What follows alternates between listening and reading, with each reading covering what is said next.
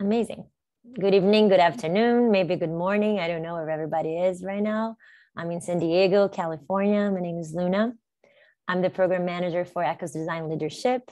We have a season 2 coming up in a few weeks, actually, 20 days or less. Super excited. I'm here with Alan and our guests for tonight. We're going to have quite insightful conversation like usually we have with all Alan's guests. I would love to start by introducing a little bit of the Ecos Design Leadership. We have a new video, so just bear with me for a second so I can share. You might also listen to everyone who are joining us like bling bling every couple of seconds, so bear with us. And let's go. Design is leadership. In recent years, we've begun to see that the most successful organizations are the ones that infuse their business with design at the core.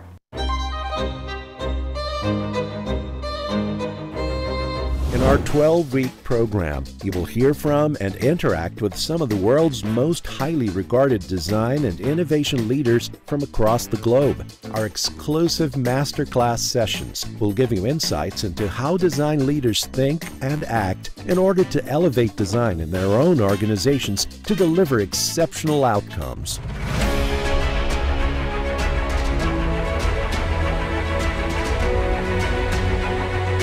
You will participate in more hands-on workshops with design leaders from your region, in which you will deep dive into some of the theory and practical activities behind the masterclass topics. The Design Leadership Program is for those who want to learn how to manage and grow their team, develop their design vision, act as an advocate and catalyst for design within their organization, and generally navigate the challenging yet rewarding world of design leadership. We know that the realm of design is constantly evolving. Our biggest goal is to help you develop the skills needed to become a great design leader who can continue to navigate the ever-changing world of business and society over the next decade. We hope to see you in Season 2 of the Design Leadership Program.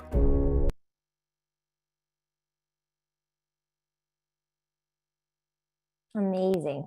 I hope you guys enjoyed.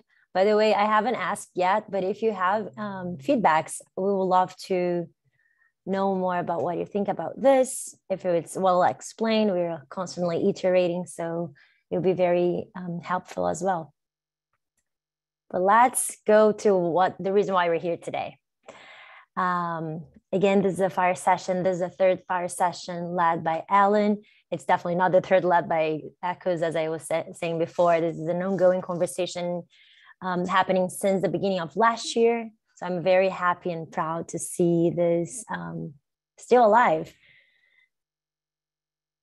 So please, everyone, I would love to know where you guys are from, because this is our first global program. So sometimes we have people from countries that maybe I've never even heard before. It's amazing to see that we are spreading the word quite globally.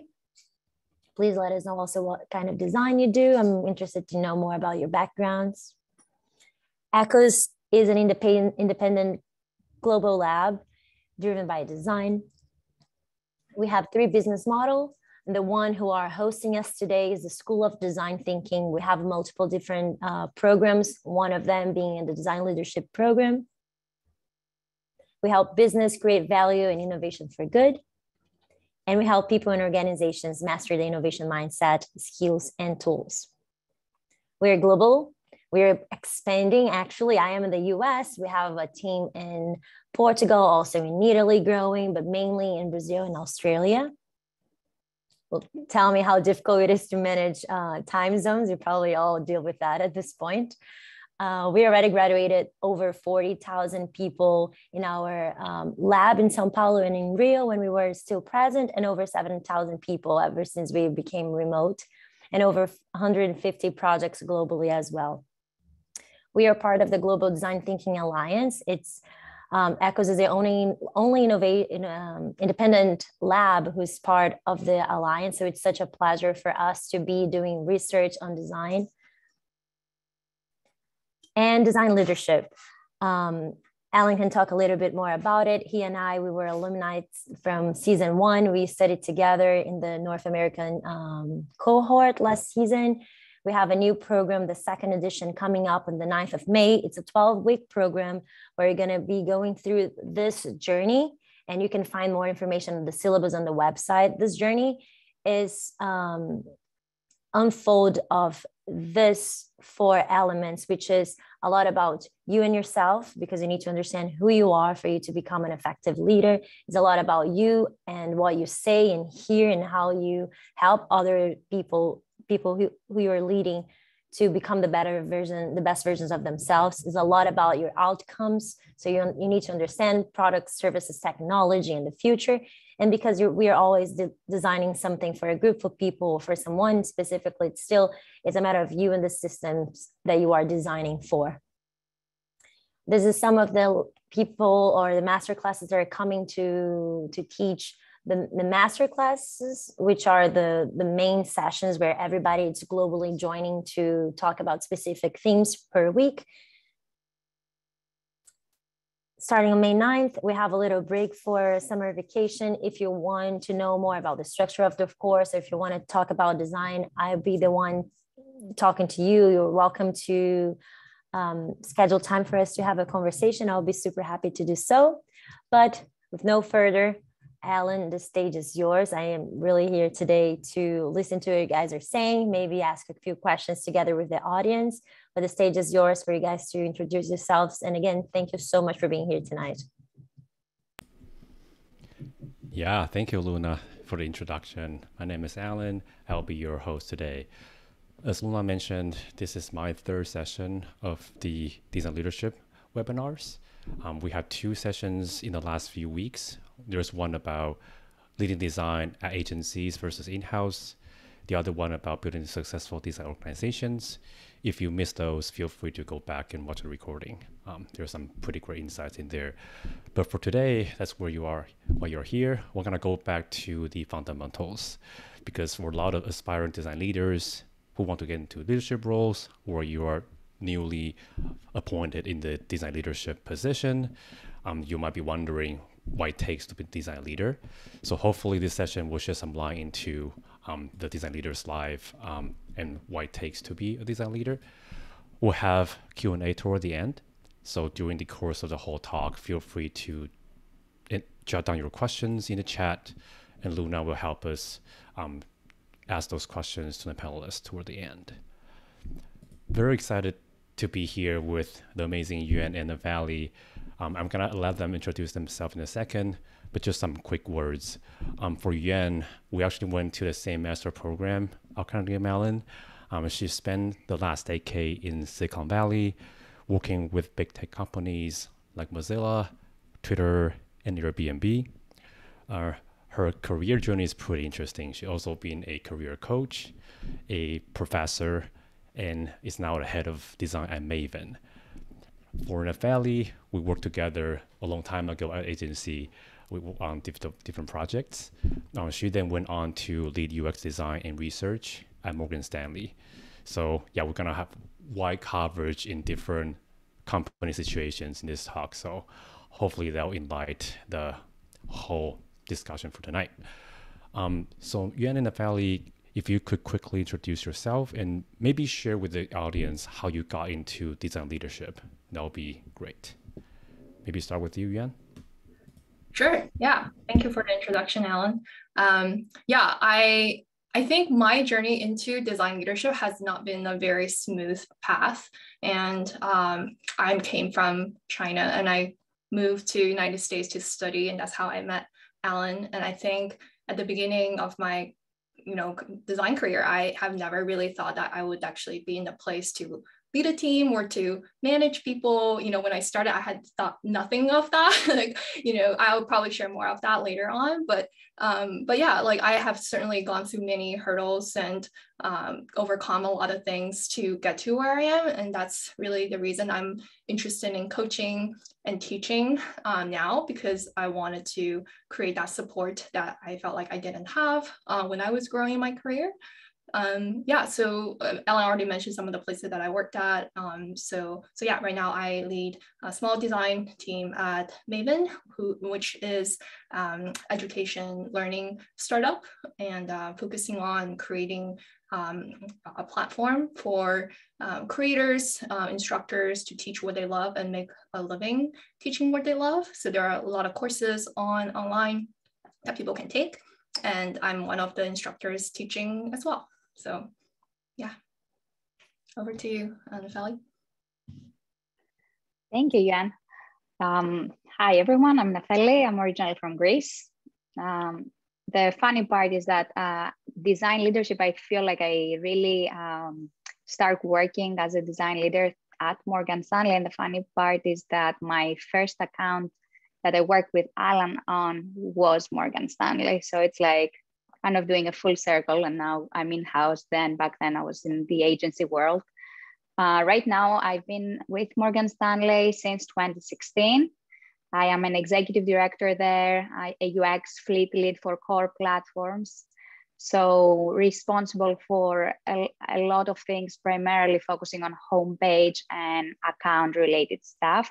I will try to be as helpful as I can, but I will also, guys, tell you that I have a lot of confidentiality restrictions. So I will try to balance how much I can share and how much I need to kind of like generalize. But in terms of how I ended up getting to design leadership, I think it was focusing on my craft first and really like establishing trust and delivering quality products as a designer. And then from that, I think the opportunity arose where it was like, okay, there is an opening for and a need for a design leader.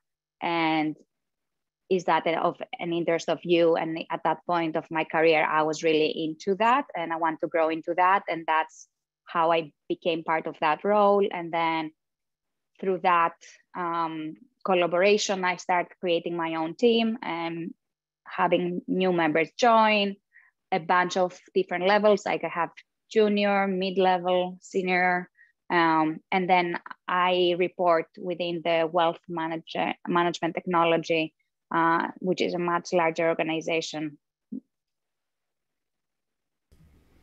That's very impressive, both of your experience.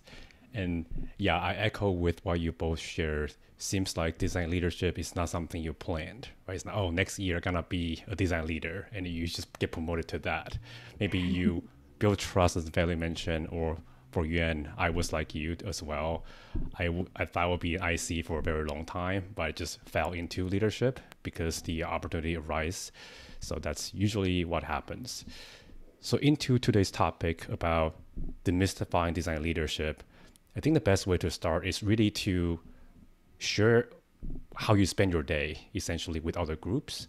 That's usually the best way to learn a new role or a new thing. So maybe if you guys can share some activities you do commonly every day, or the typical parties you collaborate with, that'll be very helpful. Cool. Yeah, I can start. I have to confess, like, I'm not a morning person. I feel like there's a lot of people like, oh, I have this like morning ritual. Like, I'm like kind of jealous because I don't have one, and I'm not really a morning person. I've tried to be, and I tried many times and I failed. So I think for me, especially now where I am, I moved from San Francisco to East Coast in Maine, southern part of Maine right now. To be closer to family. So where I am right now, winter versus summer is like drastically different. Like we're pretty out in like nature and stuff. So I feel like my routine and sometimes changes based on the season. And I actually really like that. So now it's much warmer. So I started to spend more time being outside. I have a garden. So I kind of sometimes spend a little bit of time outside, looking at my plants. And my husband and I started to do some walks in the neighborhood, about like 4 o'clock just to get more fresh air, because we find ourselves just like staring at screens all the time.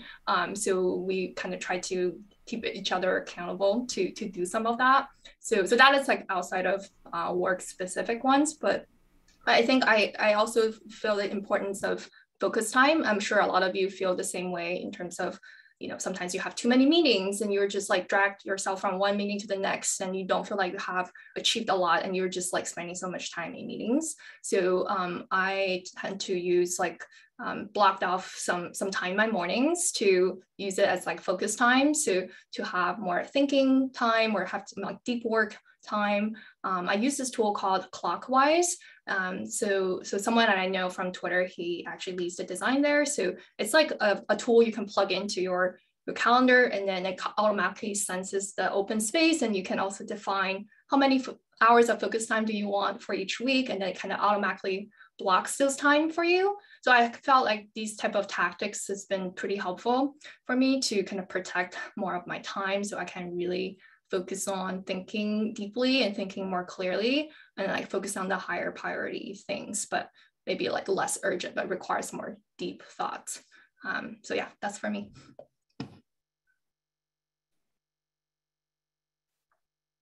For me, I would say I start my day by writing down I have my little notebook, the 3 things I want to accomplish that day. And I create that pretty much like every day in the morning before I start my day. And that helps me, again, to Yuan's point, like focus, and rather being reactive left and right with chats and everything, like kind of like give priority to that and then focus on the rest. But in terms of generally, how do I spend my day? I would say I do a ton of little things. Like I would do one-on-ones, which are my usual, chats with my team. I will have my design reviews with my team and other partners in terms of like the projects that are happening. I will have in a higher level, more leadership type of meetings that may include like project timelines, tracking, how are we tracking, statuses, things like that, any red flags, any blockers, dependencies, like these kind of things. And then I would also say, like, depending on if I have to onboard new members, I may have to spend more time with these new designers to help them feel welcomed, understand what's going on. So I kind of think of my team as like I'm the mom duck and I have my little duckies, and they're all walking like on the street, and I'm thinking like, okay, are my duckies walking on the street? Is anyone going this way or this way? And I have to like kind of put them back in the path. And which team or design or project needs more love or attention that specific week, I will try to focus more of my attention on that. And then the next week would be something else.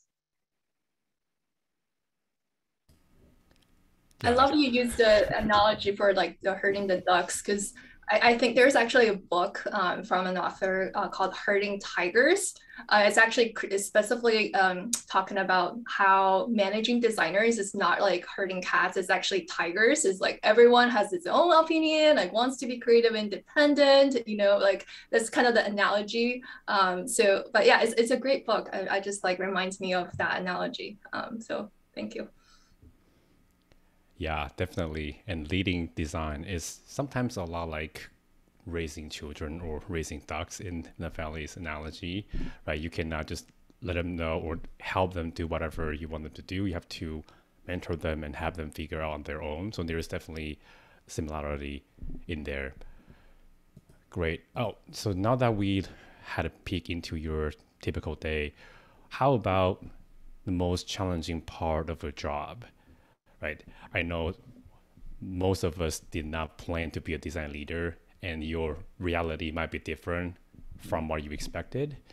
Anything that came as a surprise now that you're in the leadership role, that's one. And what are these challenges that you face in your day-to-day work that you could share with the group? Yeah, I think this is an interesting question because I joined a startup, and coming from like a big company, like, in the past, like all these places I've worked at are pretty big companies. And like, I really want to intentionally try something different. And I was like a big reason that I wanted to join like a super early startup and see what it's like to actually redesign in that space. And I'm actually like really noticing a lot of the differences in terms of like the type of focus a design leader needs to have. Like for example, at Airbnb, I think because the product and the market fit is like already so established, and the brand is so well aware, like you don't have to think about that. But now at a startup, there's so many pieces that's not there, and you still need to think so hard about how to achieve product market fit for such an early business. So in terms of like design, that like perfection, like, that high quality and that design system, the scalability, like these are the things probably are, slightly less important for me and as a design leader to advocate. It's not that they're not important, for just because it's a startup, but it's just there's so many more important things for the business to be able to sustain themselves. So I think for me, like my hardest challenging part right now is to kind of help the business, working with business people, product people, engineering leaders to kind of think about this new space in online education and how we can, really leave our mark, and then to create this kind of carve this market for us, and to create transformative courses for people and who likes to take them, and for people also who have something they want to teach and they feel empowered and satisfied by using the product that we create. So there's certainly a much stronger battle between scope, quality, and shipping speed. Larger companies, maybe you have the capacity to say, we're going to spend 6 months on this project, and then like really get all the pieces together, like accessibility, internationalization, all of these things. Like we just can't do that. So we're shipping like a weekly basis. So it's a very different type of velocity, and that's super interesting for me to like witness and compare. And then I think another part of the challenge or also opportunity is thinking about brand, because all these established companies, their brand is pretty, well recognized, and they're well loved. A lot of the hard work gets done, but right now, there's so much of the business still evolving. So the brand itself still need to deliver, those promises, and then they may need to shift the brand positioning. So I think there's a ton of work there that needs to be carved out. And I think design is can play a huge part, like bringing product and bringing marketing together. So that's like a big focus for me to think about. Yeah. Do you also own the marketing part of design, or that's owned by the head of marketing at Maven? Yeah, we actually don't even have a marketing designer. So I'm the designer right now, like trying to do a lot of the marketing stuff. We're trying to get some contract people to do this, but we're actually pretty kind of cautious in terms of like when we hire full time and when we actually source, seasoned expert as a contractor to do that. So I think it's likely we're gonna do the latter. Yeah, for sure. From my experience working with startup too, yeah, definitely the challenge will be working with a lot more stakeholder mix, right? It's not only about design. Design is only one piece of the puzzle. You have other functional leader you need to collaborate with. So definitely here, the challenge, I see you're pretty excited about the challenge, Yuan, so you're pretty happy with where you're at. How about you, Nefeli? I imagine for Morgan Stanley, there might be a different scenario where you are right now. Yeah, and I hear you and I feel you, because I feel like I'm more spoiled where I am, because my function is very defined and there's so many like people for each thing, and it feels like for you like you're wearing so many different hats at once. For me, I would say the two challenges that I face right now at my job is, one, I would say it is personal, professional. So I would say like it's managing, balancing management with being a mom. So I'm a new mom. I just, I had a baby and he's 9 months old. So like, how do I continue to balance those two lives and those two jobs, like 2 full-time jobs? And what I've realized with that is that I know I don't have the time I used to have. And I just know that in order to be effective, I just have to be more focused and more decisive. And what I try to do is try to focus more on the value I'm providing versus the time I'm spending on things. And a lot of the times I see myself like going to old patterns of mine and thinking like, oh, I should be doing more. I should spend more time on that. I'm not good enough. Like I haven't worked enough on this thing. And then I have to like deliberately and intentionally like cut that conversation and be like, hey, no, now this is a different role. And deliberately focusing on, okay, what is the value I am providing, where I can provide the most value with the time I have, and find those pockets and contribute with my team or whoever. And then the second thing I would say is, again, it depends on how mature the organization is in terms of design. But one of the most challenging parts that have been for me is to continuously influence and educate the organization about design, and understanding that design is not making pretty screens. Design is not delivering a 200-page specs because it's so much work, quantity. Design, to Luna's point, is like leadership, like it's a way of thinking, is about leadership.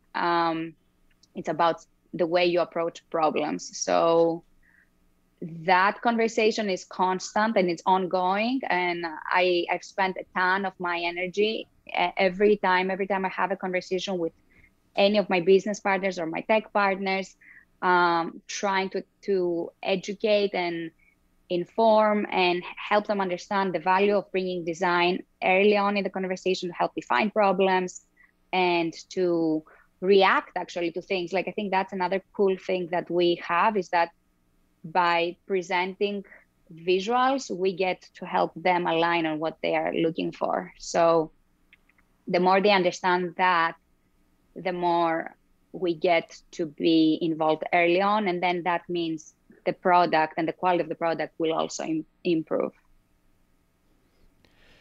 Yeah, definitely hear you on that, Natalie. You have to educate the stakeholders for them to understand the value that we bring to the table. We're not about polishing screens and designs. And the more they can learn about that, the better, or the impact you can make.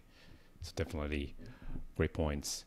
So we talk about their typical day and the challenges. Let's spend some time talking about how your success is measured, because that's usually a big topic too, and sometimes very abstract for new design leaders. Is your success being IC is pretty clear, depending on design you produced, but for design leaders that might not be as clear, right?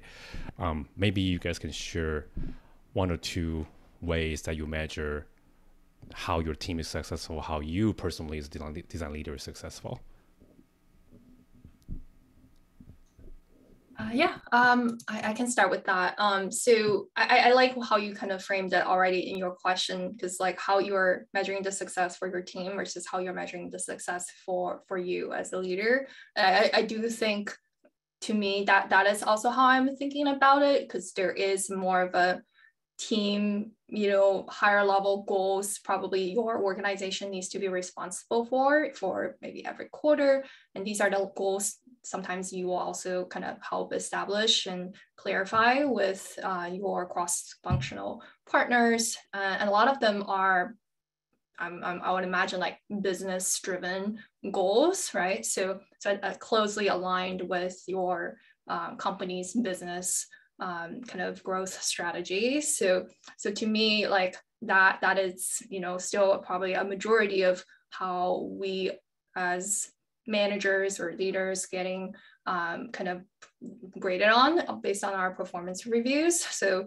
I kind of have that as a bucket in terms of like getting things done, because like there are these goals and they are basically carved as like performance goals. They're pretty accurate or like specific on and quantitative usually. So yeah, like for me right now, we are really much more about like the business, the growth of the rate of the company. So yeah, like for a company like Maven, it would be the revenues that we bring in every quarter, on the growth rates that we're seeing from our instructors, and whether they're renewing their courses, and also whether our students are converting, on our platform. What are the satisfaction rates, for those students on the courses, and so these are kind of the hard metrics, that success metrics we look at as an entire company. And I think it's healthy at a startup to make sure everyone has the same goals, because you can really make sure that we are all like heading towards the same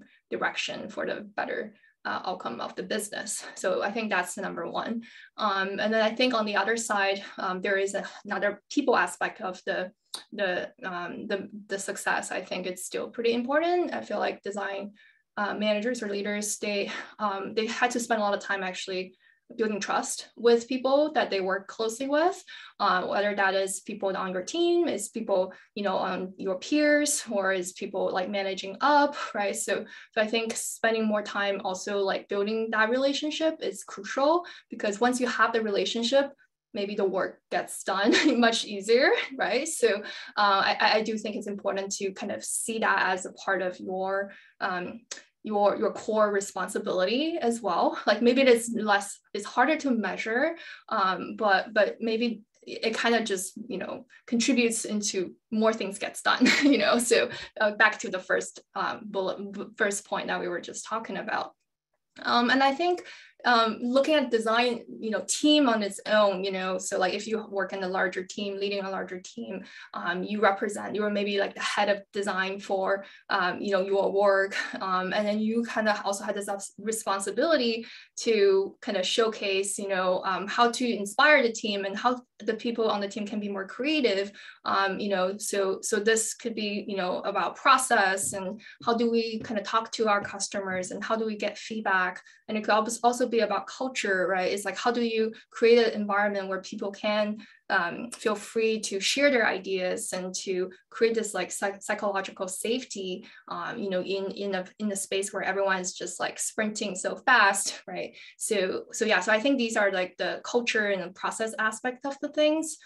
Sometimes also we need to look into. So a lot of it at a startup is like a 0 to 1, because like you don't have that, when you join. And probably, after a few months, once you join, then you can start to see those things, and then to see how people start working and collaborating together. So I think these are like the higher level for how I see the different aspects of success measures. Yeah, thanks for sharing. There's a lot of good insights in there. How about you, Nefeli? Yeah, I would say quite similar to Yuan. Table stakes, I would say, like matching and helping business achieve their KPIs, their revenue plan. And then similarly, adoption and usage for the product from the user. So having the user get what they want, complete the action they intended to do, decrease call centers. And the other thing I would say, which ties to the people aspect, is I think I know I've done a good job if I know that people in my team are staying long. So I would say retention is a measure in terms of like, how am I doing as a manager, and my team in general, the UX team, and also if we are growing. So if people want to join the team and if people want to stick with us, it means we're doing something right.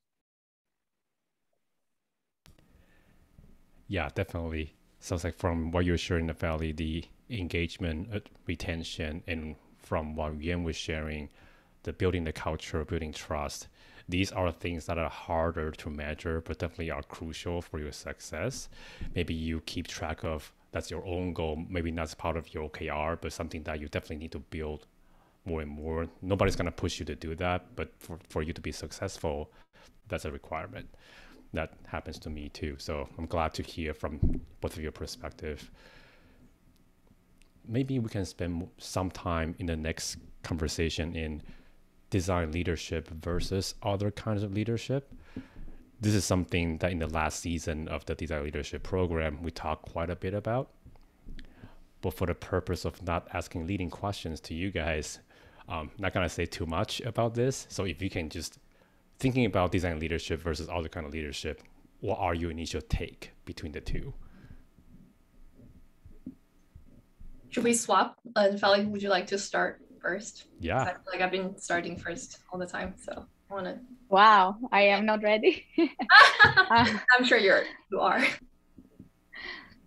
I would say that I'm quite passionate. I'm actually interested to see how people answer this question, and so I want to hear your answer too, and Alan, tell us also what you heard from the other session. But I'm quite passionate about this because I feel like design leadership, in terms of in contrast to other types of leadership, has a superpower, which is a lot of the times not used, and it's something that I constantly discuss with my team.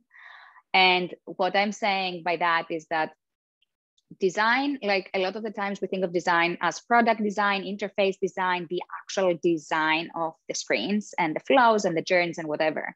But like design leadership is also the how to get there, meaning how to design a meeting, how to design a conversation, how to align people within those meetings, how to help them understand and react to things. And everyone can have a point of view, right? But like designers have the superpower of visually communicating things and helping others react. So if we're not taking advantage of that skill as design leaders, I think we're really missing the point, because this is really what differentiates us and makes us powerful. So I would say like creating those decks and like creating those rough mock-ups, throwing them like POCs, like proof of concept, throwing them out there to all of your partners, and then being like, hey, like reaction. It's a real good tool for reaction. Like these are the pros and cons for this thing.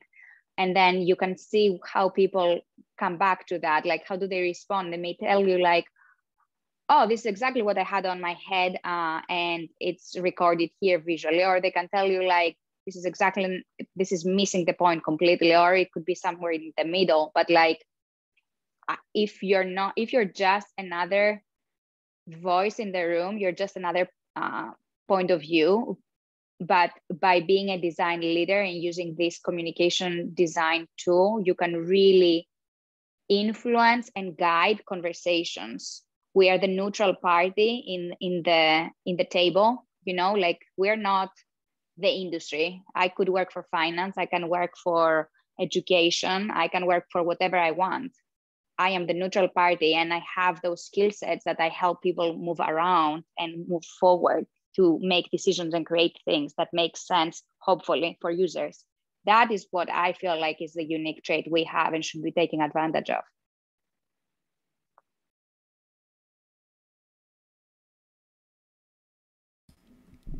Yuan, do you want to go ahead and share with your thoughts? Sure. I love what you shared, Natalia. I do think it's a superpower in terms of how design can set a vision and to kind of bring those experience and things to life, right? It's like with the kind of the craft, that the skills that designer tend to like design as a a practice can bring to the table. I think these are the the superpowers that we all need to like really utilize and leverage to bring more of that influence and inspire others to kind of rally behind those vision. I've been thinking about this question a little bit, and I feel like also it's an observation. I'm not sure if people will agree, but I just haven't really seen any other type of profession or like called out like design leadership, like blank leadership. Like I feel like design as an industry is like the one that actually specifically called out so much about design leadership.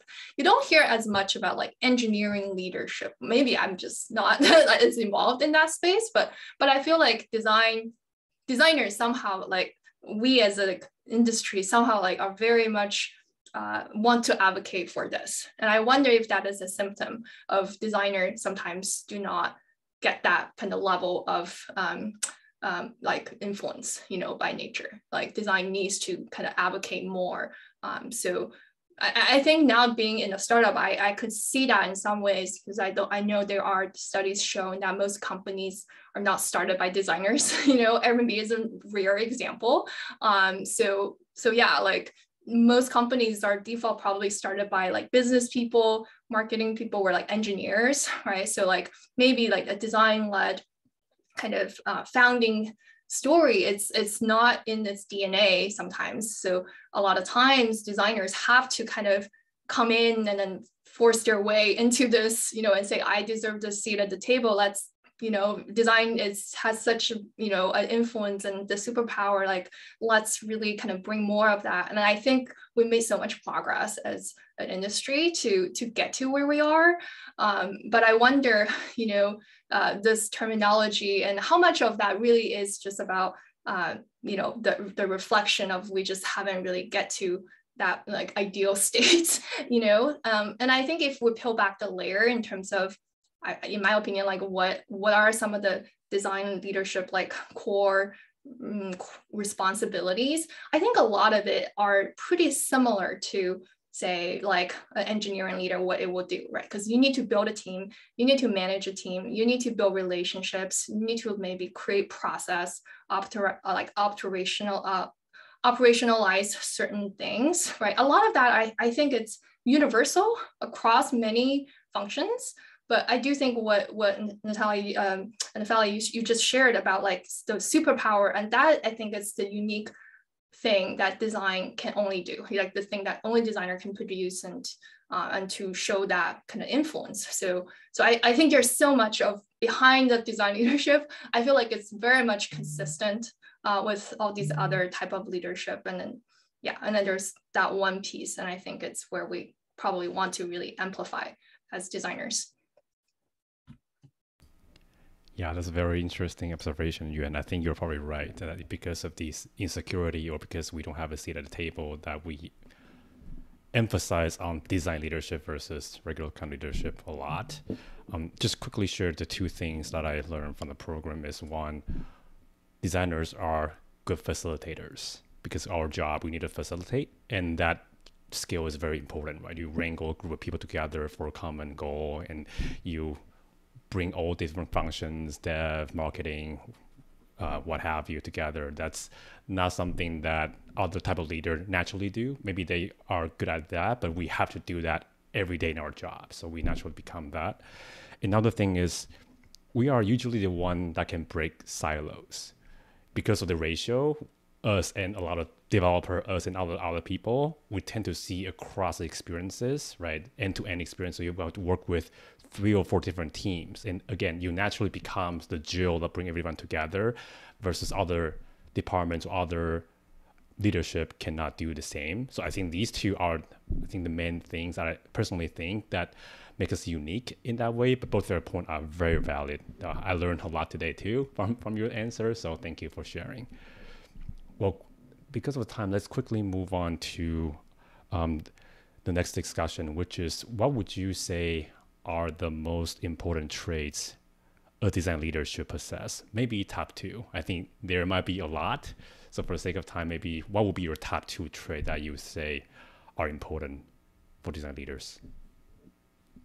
I guess Natalia, do you want to start this one too? Top 2. Let me think on that one. I would probably say,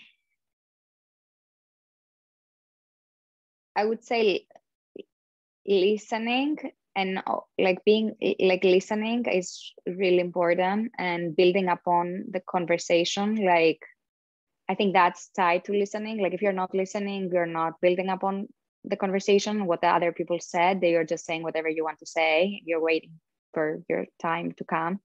And if we are the facilitators and the connectors, I think it's really important to be really empathetic and able to listen, and to bring those viewpoints that a lot of the times come from here and here and here together. And then the other one I would say is to know when to focus on what, like level of focus depending on where you are in the process. Like I see sometimes people that get really in the weeds, and we're not we're so not there yet. Like, I think as a design leader, you need to know what's worth your energy and time, and know how to, like, again, like jump in and then come out for air, and then jump in again, grab whatever your little fish, eat them, come out for air. Like, knowing how to balance, where do I need to focus and like interfere, where can I let my designer make the mistake and learn on their own, but that's okay, because you know it's still going to be okay. Where do I have to step in and push back because that's not okay? Like, I think those fine lines in terms of like focusing and out, and where and what, like that is really important as you're developing your leadership skill as a designer. For sure. Good choices. How about you, Yan? Yeah, listening is super important. That's also on my list. So I'm glad that you shared that, Ellie. I think my top two, number one is self-awareness. I think a lot of people probably know this, like a lot of times, like, yeah, to be a good leader, you need to have like self-awareness, right? Like, and I think the second question will be like, how do you develop like more self-awareness as a leader, right? So I think just my own experience, I think a lot of it is by getting that support and to seek opportunities to talk to mentors or advisors and coach or your manager who will support you. Just have these conversations and to help you reflect and to raise your own level of consciousness so that you really understand more about yourself. So yeah, I firmly believe it's really important, because we need to be able to lead ourselves, understand ourselves, and then we can in a better position to like motivate and inspire the people around us, right? So I think that's really important. And then the second part, I think it's helpful for everyone to develop as a leader is storytelling, because people don't remember like facts, they remember stories. So for us to really inspire and then influence change, stories are critical. So there's a really great book called the 10 Stories Great Leaders Tell by Paul Smith. It's a really quick read. I highly recommend people checking that out. So it kind of talked about like all the different types of stories as a leader that you should think about, from kind of a competitor story, you know, how are we different from our competitors, to kind of a sales story, you know, what do we do for our customers, to like a recruiting story, why you should join our company, you know. So these are all the different moments I think we have to kind of exercise our storytelling skills. So I think these are like really good kind of benchmarks for us to kind of think about what are some of the stories within those boundaries. Yeah, that's for me.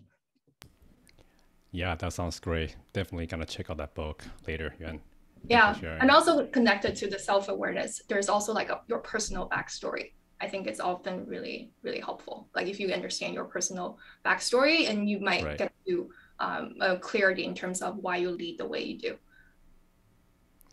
For sure. And that allows you to be authentic, knowing who you are and your self-awareness. That's brilliant.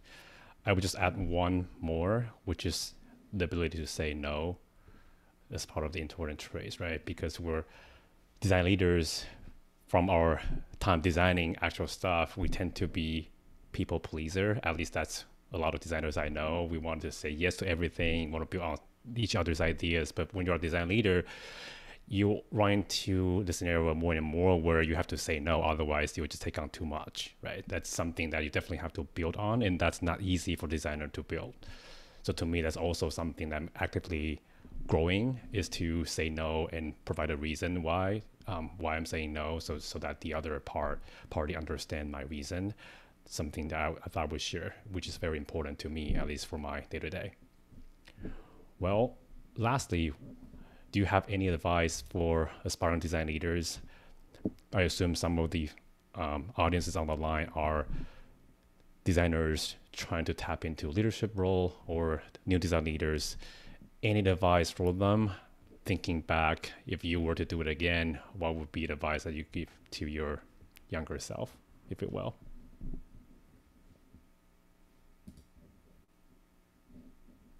Yuan, you want to take on this one first? Oh, okay. Let's do Yuan. Sure. Yeah, I think I have a few. One is, I think a lot of times when I talk to people about like younger designer wanting to grow their career or like at a crossroad, whether they should go here or there. You know, I think a lot of the questions they have in the back of their mind, it's like, what if I made the wrong choice, right? Like, what if this is a mistake? You know, I'm not sure, because you're comparing something you know right now versus something that you don't know, you know, and unknown. So that's sometimes a very unfair comparison. So I think a principle I would like to kind of share is like, you don't make mistakes, only learnings, you know. So like, I think our ability to turn, like, see mistakes as, you know, ability to learn, I think super important. Like that fear of like, you know, sometimes you might be fearing of like, oh, what if I'm going the wrong path? But if you know that, you know, you will still learn from that experience, even if it's not the most ideal, that is still growth for you. You know, you're not losing on, like, you're not a loser, you're not a failure, you know, as long as you're learning. You know, that I think on its own as an attitude will really serve you far. That will never disappoint you. And then I think the second one is take care of your mental health, your mind, because I do feel like sometimes it's a stressful place to be and there's a lot on your mind sometimes. But yeah, like like from coaching, I've learned that the quality of our mind determines the quality of our life. So I think taking care of our mind, it's super important. That might mean like you need to take rest if you need to, and you want to set an example for your team that you prioritize that versus just like, you know, give and give and give and then trying to drain your own well. So I think taking care of our mind, it's super important. And then lastly, I hope this is empowering for everyone. I think there are many managers who don't lead, and there are many leaders who don't manage, you know. So I think you can lead from where you are right now. You shouldn't think that, oh, I need a title or I needed to be a manager to start leading.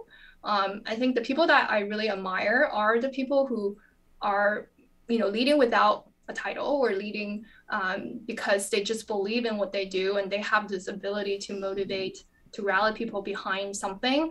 I always, you know, I'm inspired by those people versus people who are at the top and have the position of power and lead from that space. So I think aspire to be the person that can start leading with, you know, without, you know, a title and without in the position of power. That will also like serve you far. So yeah, that's my story, and hopefully that was helpful. Love it. The leading through influence versus leading through authority, right? You want to lead through influence. That's the most natural part, and that will get even further than forcing someone to do what you want them to do while they don't want to. Yeah, definitely agree with that. And we also talk a lot about managing versus this leading in the program too. So for those who are interested, definitely check it out.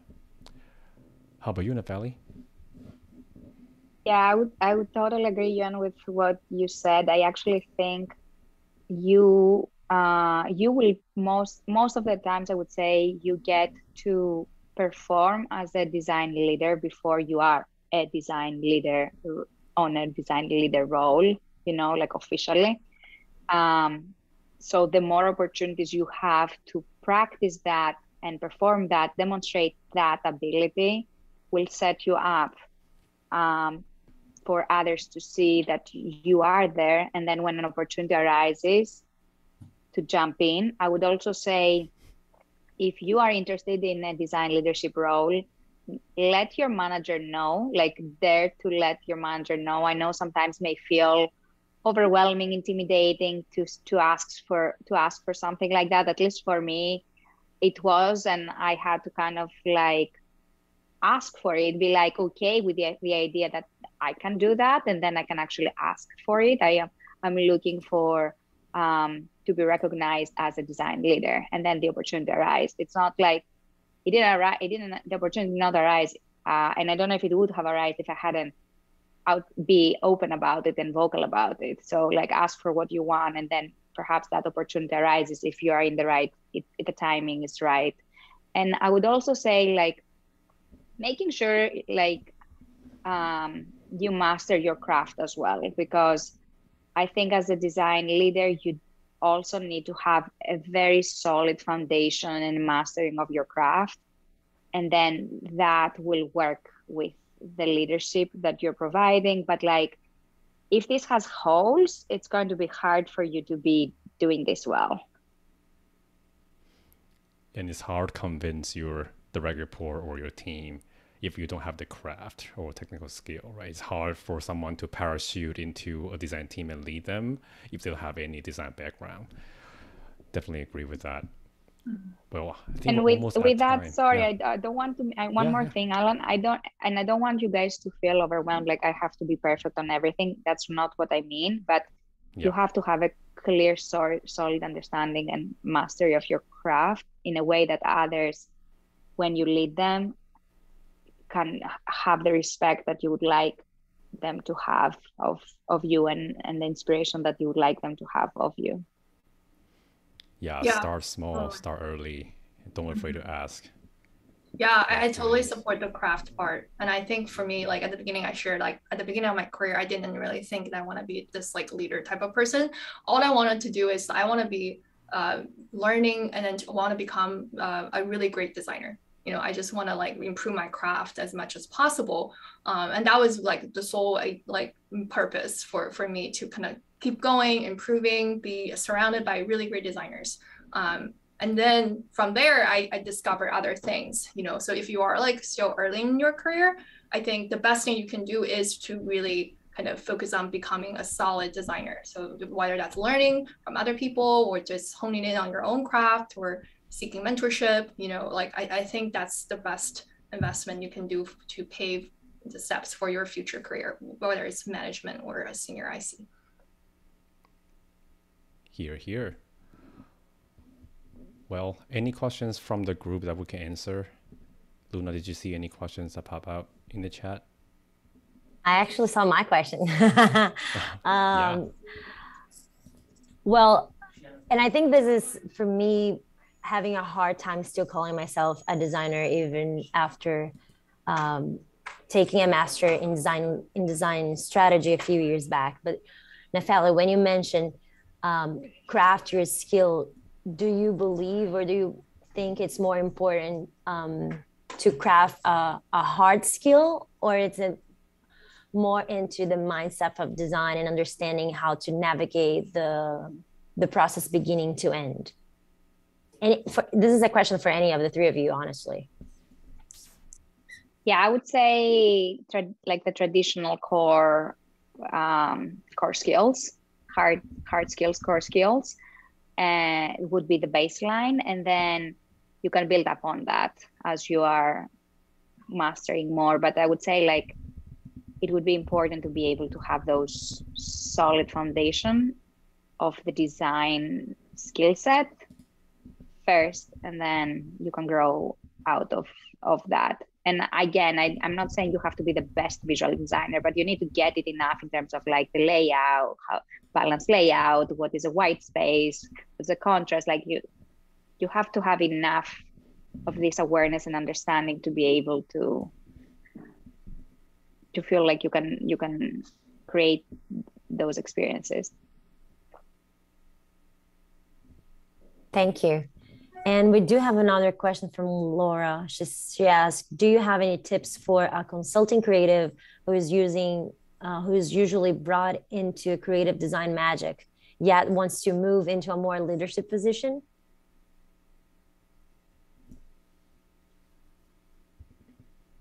Yeah, I'm curious whether that's like a leadership position in-house or is it actually like within the consulting space? So yeah, like I think sometimes there are opportunities as a consultant to also create that kind of leadership impact. You know, if you're owning your own studio, if you are taking charge of taking on like the projects and working with like choose who you want to work with, right? Like a lot of that, in my view, is still kind of our leadership type of behavior, like acts. So yeah, I'm wondering if there's, you know, overlap there. But yeah, moving in-house, I think there's maybe finding the right place that appreciate your background, because I definitely like Airbnb, for example, there are a ton of like agency type of designers have made it into the in-house world. So like finding those places where your skill set are recognized and celebrated, and then really kind of make your way and networking going into that. I think that's probably where I would suggest. Great. Laura did mention is for both agency and in-house. But I think your answer still applies, Yuan. All right, Nikki has a question. Recommendations for when you want a seat at a table, but your manager doesn't even have a seat. That is quite common. Any thoughts do you guys have? Well, I think it does seems like that deserves a conversation maybe with your manager, and just to kind of understand what the situation, how your manager is feeling about that, you know, what type of work you could potentially help to with that, you know, and maybe that will give you some clarity in terms of whether this manager has as even the aspirations to have a seat at the table, or what does like that success look like for this person, right? And if that feels misaligned with where you want to grow and how you want to grow within this company, then maybe you can potentially think about ways to exercise some of your skills outside of that company. You know, you don't have to leave, but you can maybe apply some of those skills and exercise it somewhere else. So I think there's, you know, we should not just see our career being bounded within the employer, you know, that we're part of. Like, you know, I think as in design industry, you know, all these opportunities, I think there's still also room to kind of practice leadership skills and to make allies that way. Yeah, so that might lead to like new opportunities potentially. Yeah, and going back to what Natalie mentioned before, you have to learn how to talk about design and what we bring to the table to a non-designers, right? You have to have the language in layman terms, have to think from the business perspective to let them realize, oh, you're much more than just designing pretty screens. And once you start cracking the nut and start having people notice, oh, you're contributing outside of the screens, wow, cool, then I'll kill you next time. And gradually you'll build trust, gradually you'll earn a seat, maybe not initially in the seat at the table, but they want to loop into meetings and that will snowball into something else. So definitely it takes time, but if you make some investment here and there and talk about design in that way, people will notice eventually. Natalie has. Yeah, I totally agree with that, Alan. I think you have to start with giving your teams what they need. Like that's kind of the table stake. And once that happens, automatically you start to build trust. And the more you build trust, the more they would want to engage with you and they will be open to your ideas. And the more that happens, the more you can have influence. But I would say overall, it does take time. You have to be patient and you have to be the type of person that you are like a design change maker type of person, you know, like I think for a lot of people, it can be very draining and it can actually be like, I don't want to have anything to do with that. I want to go in a type of company that design is already established. They get it. And I'm just doing my craft. I'm just focusing on that. I don't have to deal with all of that.